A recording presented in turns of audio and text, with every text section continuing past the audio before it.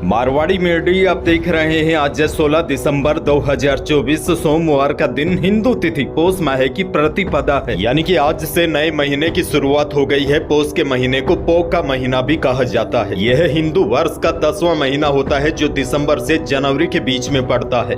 इस महीने में कई शुभ कार्यों पर रोक लग जाती है, जैसे शादी ब्याह, गृह प्रवेश, मुंडन जैसे शुभ और मांगलिक कार्य बिल्कुल भी नहीं किए जाते हैं। इस महीने को मलमास और खरमास भी कहा जाता है। चलिए नजर डाल लेते हैं आज की बड़ी खबरों पर। शुरुआत करते हैं देश की बड़ी खबर के साथ। बड़ी खबर, one nation one election bill आज सोमवार को लोकसभा में पेश नहीं होगा। इससे जुड़े दोनों बिल को लोकसभा की रिवाइज्ड लिस्ट से हटा दिया है। इससे पहले 13 दिसंबर को कैलेंडर में कहा गया था कि सोमवार को बिल लोकसभा में रखा जाएगा, लेकिन अब बड़ी खबर यह है बिल लोकसभा में सोमवार यानी आज 16 दिसंबर को पेश नहीं किया जाएगा। सूत्रों की माने तो अब इस बिल को फाइनेंशियल बिजनेस के पूरा होने के बाद ही सदन में पेश किया जाएगा। आगे बढ़ेंगे। देश की एक और बड़ी खबर, कांग्रेस के वरिष्ठ नेता मणिशंकर अय्यर ने बड़ा खुलासा किया है। उन्होंने कहा है कि पिछले 10 सालों में उन्हें सोनिया गांधी से सिर्फ एक बार ही मिलने का मौका मिला है। उन्होंने कहा है कि गांधी परिवार ने ही मेरा पॉलिटिकल कैरियर बनाया और बर्बाद भी कर दिया, लेकिन वह कभी भाजपा में शामिल नहीं होंगे। मणिशंकर अय्यर कांग्रेस के वरिष्ठ नेता है और अब गांधी परिवार पर उन्होंने बड़े आरोप लगाए हैं। उन्होंने कहा है कि एक बार राहुल गांधी को शुभकामनाएं भिजवाने के लिए प्रियंका गांधी को फोन करना पड़ा था। साथ ही में एक बार उन्होंने सोनिया गांधी को मेरे क्रिसमस की शुभकामनाएं दी तो मैडम ने कहा मैं क्रिश्चियन नहीं हूं। उन्होंने इशारों में यह भी कहा कि गांधी परिवार ने कई गलतियां की है, जिसकी वजह से कांग्रेस को शर्मनाक हार का सामना करना पड़ा। आगे बढ़ेंगे। बड़ी और दुखद खबर, विश्व विख्यात तबला वादक पद्म विभूषण उस्ताद जाकिर हुसैन का निधन हो गया है। सैन फ्रांसिस्को में उनका इलाज चल रहा था, वहीं उन्होंने आखिरी सांस ली। उनका जन्म 9 मार्च 1951 में मुंबई में हुआ था। उस्ताद जाकिर हुसैन तबला बजाने में माहिर थे। 1988 में ही उनको पद्मश्री से नवाजा गया था और 2023 में पद्म विभूषण से भी नवाजा गया था। आगे बढ़ेंगे। राजस्थान से बड़ी खबर, राजस्थान में पहली बार ऑर्गन ट्रांसप्लांट के लिए हेलीकॉप्टर का इस्तेमाल किया गया। 3 घंटे के अंदर हेलीकॉप्टर ने झालावाड़ से जयपुर और जोधपुर में हार्ट, किडनी, लीवर पहुंचाए। अंग सुरक्षित रहे, इसीलिए जयपुर के एसएमएस हॉस्पिटल और जोधपुर एम्स के 1 किलोमीटर के दायरे में हेलीकॉप्टर की लैंडिंग भी हुई। दरअसल 10 दिसंबर को झालावाड़ के एक युवक विष्णु, जिसकी उम्र 33 साल थी, एसआरजी हॉस्पिटल में एडमिट कराया गया था। विष्णु का किसी से झगड़ा हुआ था, उसके सिर में चोट लगी थी। सिर के ऑपरेशन के बाद 13 दिसंबर को वह ब्रेन डेड हो गया था। इसके बाद परिजनों ने ऑर्गन ट्रांसप्लांट के लिए परमिशन दी। इसके बाद 13 और 14 दिसंबर को 2 ऑपरेशन कर विष्णु की किडनी, हार्ट, लीवर और लंग्स को निकाला गया। रविवार को सुबह 10:30 बजे उन्हें हेलीकॉप्टर से झालावाड़ से जयपुर पहुंचाया गया और 2 अंग उसी हेलीकॉप्टर में दोपहर 1:30 बजे जोधपुर एम्स पहुंचाया गया। इस हलचल से 4 लोगों की जिंदगी बच गई। दरअसल आपको बता दूं, जब कोई आदमी ब्रेन डेड हो जाता है तो बचने के बेहद ही कम चांस रहते हैं, लेकिन उसके शरीर के बाकी जो अंग होते हैं वह सही ढंग से काम करते रहते हैं। यही अंग किसी दूसरे मरीज को लगाकर उसकी जिंदगी बचाई जा सकती है। आगे बढ़ेंगे। एक और बड़ी खबर, सीएम भजनलाल शर्मा ने अपनी सरकार के 1 साल पूरे होने पर जवाहर कला केंद्र में राज्य स्तरीय विकास प्रदर्शनी 1 वर्ष परिणाम उत्कर्ष का उद्घाटन किया। इस दौरान मुख्यमंत्री ने सभी विभागीय अधिकारियों को योजनाओं के बारे में अधिक से अधिक जागरूकता फैलाकर अंतिम छोर तक बैठे व्यक्ति तक लाभ पहुंचाने के निर्देश दिए हैं।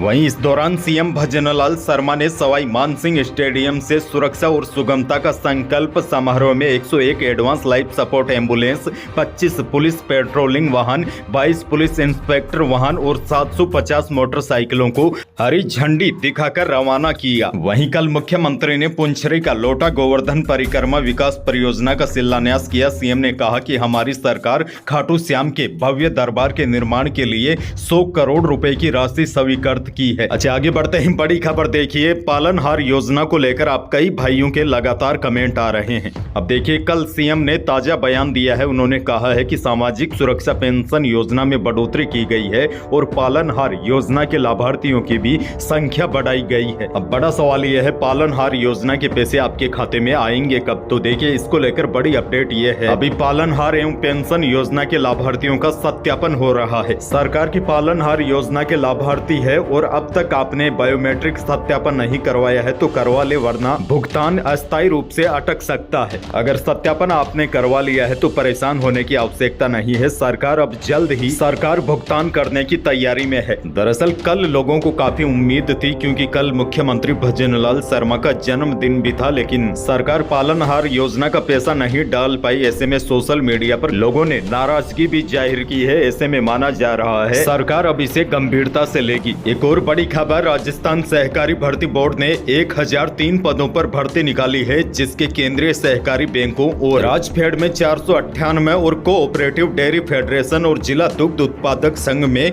505 पदों पर भर्तियां की जाएगी, जिसमें आवेदन के लिए उम्मीदवार सहकारिता भर्ती बोर्ड की ऑफिशियल वेबसाइट, जो आपको स्क्रीन पर दिखाई दे रही है, यहां पर जाकर 11 जनवरी तक ऑनलाइन अप्लाई कर सकते हैं। इन भर्तियों के लिए 10वीं पास से लेकर ग्रेजुएट और पोस्ट ग्रेजुएट उम्मीदवार आवेदन कर सकेंगे। उम्मीदवारों का सिलेक्शन रिटन और स्किल टेस्ट के आधार पर होगा।